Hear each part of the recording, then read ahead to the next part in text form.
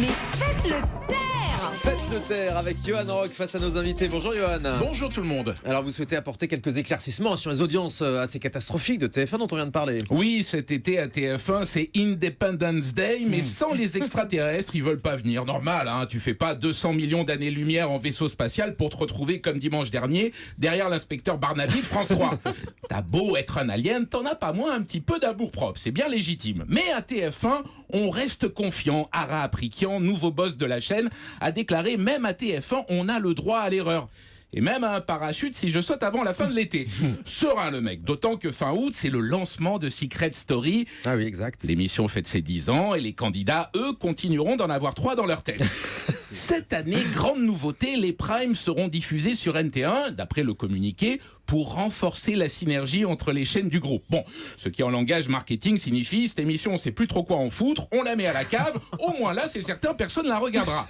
Une stratégie win-win à appliquer aussi bien chez soi. Par exemple, si Anissa on vous offre un tableau immonde, eh bien vous pourrez dire, pour assurer la synergie entre les pièces de la maison, mon mari et moi, nous avons préféré accrocher cette œuvre atypique aux toilettes. Vous voyez, C'est ce que je vais faire la prochaine fois. félicitons enfin et surtout la direction de TF1. Cet été, sa programmation est plus intelligente, pertinente, subtile. Et je dis pas ça parce que depuis 3 jours, la touche mute de ma télécommande est restée bloquée. Du coup, vous avez décidé d'écrire une carte postale au patron de TF1 qui est actuellement en vacances sans doute. Cher Ara Aprikian, je pense très fort à toi. Sur la plage, depuis ta serviette de bain Julie Lescaut, cadeau de bienvenue de ton nouvel employeur.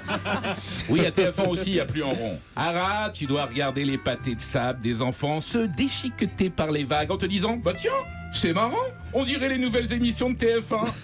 Le job de patron de chaîne, c'est comme une épreuve de Ninja Warriors. Avant de prendre ton élan, tout le monde te soutient. Mais si tu glisses, tu tombes dans la flotte et plus personne pour t'adresser la parole, même pas Sandrine Quétier qui est pourtant payée pour rester au bord du bassin, se faire éclabousser.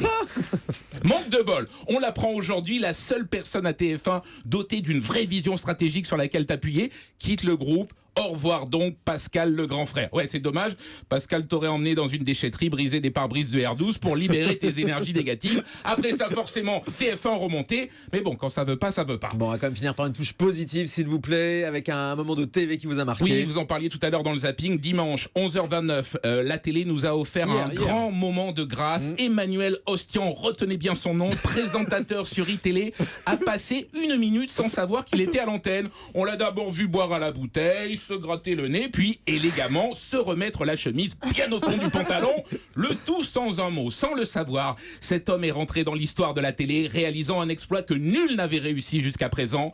Tenir 1 minute sur une chaîne info sans dire la moindre connerie. Et à voir de pareilles images, on rêve que toutes les télécommandes du monde prennent exemple sur la mienne. Restez définitivement bloqué sur la touche mute. Johan Rock, faites gaffe, hein, vous aussi, vous êtes filmé. Les chroniques sont à retrouver sur europe1.fr.